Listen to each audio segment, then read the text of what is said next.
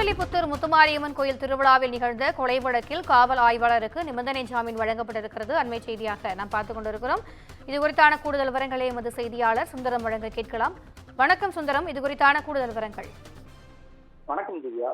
அதாவது மதுரை மாவட்டம் நெடுங்குளத்தை சேர்ந்த காவல் ஆய்வாளர் சத்யசீலா உயர்நீதிமன்ற மதுரை கிளையில் ஒரு மனுவை தாக்கல் செய்துள்ளார். அந்த மனுவில் ஸ்ரீவில்லிபுத்தூர் முத்துமாரியம்மன் கோவில் திருவிழா கடந்த 22ஆம் தேதி நடைபெற்றது. அப்போது ராமர் என்பவை முன்னுரிமை காரணமாக சிலர் தாக்கியதாகவும் இது தொடர்பாக வழக்கு பதிவு செய்யப்பட்டதாகவும் தெரிவிக்கப்பட்டுள்ளது. மேலும் இந்த வழக்கு தொடர்பாக தன் மீதும் புகார் எழுந்துள்ளது. முதல் தவறு அறிக்கையில் எனது பெயர் இடம்பெற்றுள்ளதாகவும் என் மீது வேண்டுமென்றே குற்றச்சாட்டு வைக்கப்பட்டுள்ளதாகவும் இது ஏற்புடையதில்லை என்றும் இந்த வழக்கில் கைது செய்யப்பட்ட தற்போது சிறையில் இருக்கும் எனக்கு ஜாமீன் வழங்க வேண்டும் என்று அந்த மனுவில் குறிப்பிட்டுள்ளார். இந்த வழக்கானது உயர்நீதிமன்ற மதுரை கிளை நீதிபதி புகழேந்தி முன்பாக விசாரணைக்கு வந்தது.